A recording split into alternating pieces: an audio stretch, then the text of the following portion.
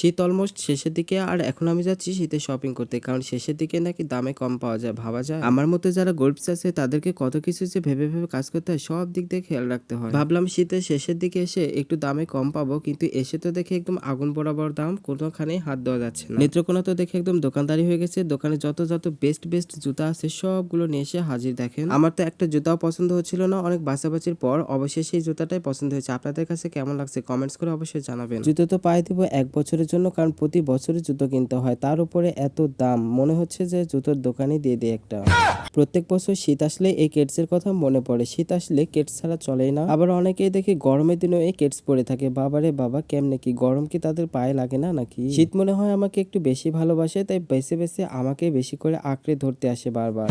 তাই শীতের হাত থেকে বাঁচার জন্য যত রকমের প্রোটেকশন আছে সবগুলোই আমি ইউজ করতে একদমই ভুল করি না। শীতের দিনে কেটস পরার মজাই আলাদা, এটা পরে আপনি লাফালাফি ঝাপাঝাপি দৌড়াদৌড়ি সবকিছু করতে পারবেন, আপনার পা থেকে খুলে কখনোই পড়ে যাবে না। আচ্ছা, এখন যদি আমি নতুন জুতোটা পরে আমার পুরনো জুতোটা রেখে দোকানদারকে টাকা না দিয়ে দেই একটা দৌড়, তাহলে দোকানদাররা কি করবে বলেন তো? জুতো কিনা শেষ, এবার আসলাম ব্যাগের দোকান। টিফিন নেওয়ার জন্য আমার একটা ব্যাগের দরকার, তাই ভালো মতো ব্যাগ খুঁজতেছিলাম যেন টিফিন নেওয়া যায়। আচ্ছা, টিফিন নেওয়ার কথা শুনে আপনারা কি মনে করতেছেন যে আমি এখন স্কুলে পড়তে চাই আর ব্যাগে করে টিফিন নিয়ে যাব? ও নো, জাস্ট ওয়াও, এদিকে তাকাও। এবার চলে এসেছি আর্টিফিশিয়াল একটি ফুলের দোকানে। এখানে যাবতীয় রুম সাজানোর সবকিছু পাওয়া যায়, শুধু মানি ব্যাগটা একটু ভর্তি করে নিয়ে আসতে হবে, কারণ এখানে জিনিসপাতির যে দাম, যেটাতে হাত দিবেন একদম আগুন লেগে যেতে পারে। তারপরেও প্রয়োজন মানে না বারণ, যেটা একদম নেসেসারি সেটা তো নিতেই হবে, তাই না বলেন? কিরে তানজিম, কই রে তুই? তোর নাকি সুন্নাতে খাতনা, কই আমাদের তো ইনভাইট করলি না?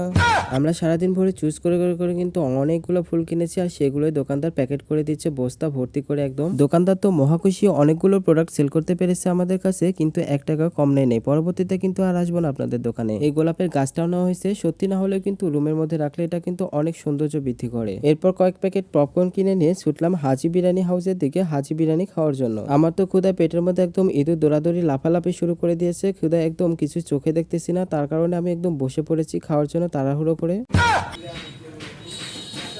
শান্ত শরমে মুখ দেখেছে, শান্তর বিয়ে সামনে বসে, সামনে বসে 4 তারিখে শান্তর বিয়ে।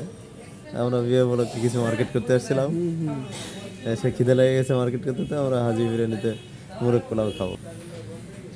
আমার বাবা তো খুব খুশি বিয়ের মার্কেট করতে আসে। হাজি বিরিয়ানিতে আজকে আমরা খাবো মোরগ পোলাও। মোরগ পোলাওটা কিন্তু এখানের আমার খুবই ভালো লাগে, যার কারণে মাঝে মধ্যেই আসা হয় মোরগ পোলাও খেতে। মোরগ পোলাওর মধ্যে কিন্তু খুঁজতে খুঁজতে একটা ডিমও পেয়ে গেলাম। আমি ভাবতেছি মোরগ আবার ডিম পারে নাকি, ডিম কই থেকে আসলো?